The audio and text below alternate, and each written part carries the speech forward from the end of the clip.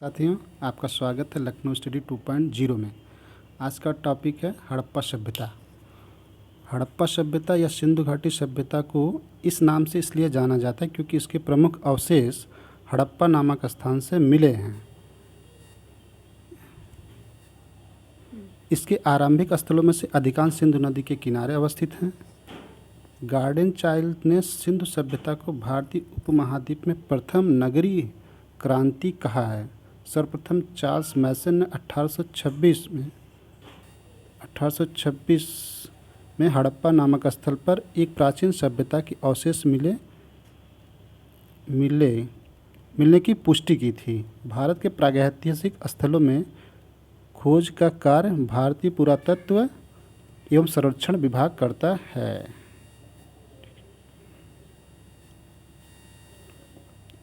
भारतीय पुरातत्व विभाग के जन्मदाता अलेक्जेंडर करघिन्नम को माना जाता है। भारतीय पुरातत्व स्थापना वायसराय लॉर्ड कर्जन को प्राप्त है।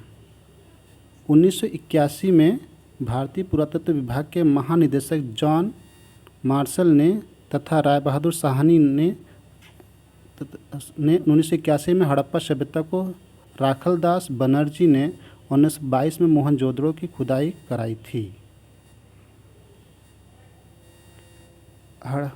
हड़प्पा सभ्यता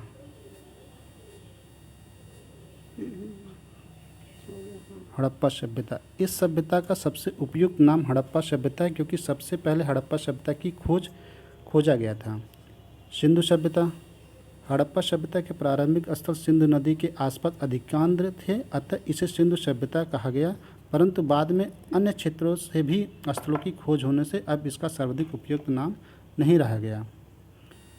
सिंधु सरस्वती सभ्यता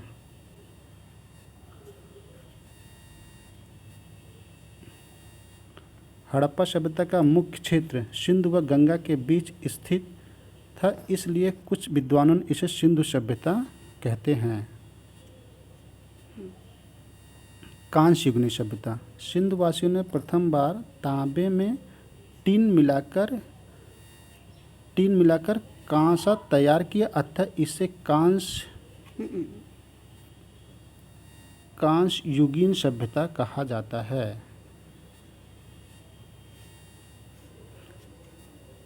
प्रथम नगरीय क्रांति सिंधु सभ्यता को प्रथम नगरीय क्रांति भी कहा जाता है क्योंकि भारत में प्रथम बार नगरों का उदय इसी सभ्यता के समय हुआ था।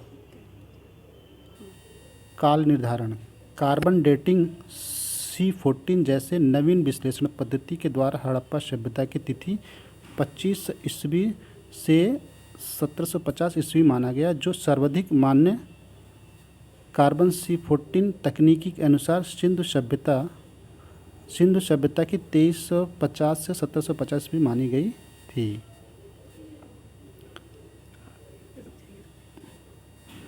सिंधु सभ्यता काल सिंधु हड़प्पा काल 3500 से 2600 ईसा पूर्व कोट दीजी दसबांदता आमिर नाव सिवल। परिपक्व हड़प्पा काल 2600 से 1900 ईसा पूर्व हड़प्पा मोहनजोदड़ो चन्होदड़ो और लोथल ये 4 स्थान थे। उत्तर हड़प्पा काल 1900 से 1300 ईस्वी पूर्व रोजदी जो गुजरात में पड़ता है, राखीगढ़ी हरियाणा में। नगर विकास की पद्धति यह जल पद्धति पर आधारित है। एक दूसरे को समकोण पर काटती सीधी रेखाओं की पद्धति को जाल पद्धति कहते हैं। यह शतरंज के बिसात की भांति होती है। टीला इसमें जो मिले थे, जो लोग एक ही स्थल पर नियमित रूप से रखते थे, इस खंड के अनवरत उपयोग तथा अनुपयोग से अवशेषीय मलों का निर्माण हो जाता, जिन्हें टीला कहा जाता था। ईंटों का प्रयोग सिंधु सभ्यता में ईंटों का अनुपात लंबाई चौड़ाई ऊंचाई 4:2:1 के अनुपात था। ईंटों का उपयोग कहाँ कहाँ होता था? कच्ची ईंटें रक्षा दीवार जैसे किला, चबूतरा व सड़क बनाने में, पक्की ईंटें विशाल भवन निर्माण में, फन्नीदार ईंटें जल निकासी व्यवस्था जैसे नाली बनाने में, एल आकार की ईंटें मकान के किनारे मकान के बाहरी हिस्से का मल निकास के द्वारा। वास्तुकला, भवन निर्माण की कला को वास्तुकला कहा जाता था। भारत में वास्तुकला का आरंभ सिंधवासियों ने ही किया था।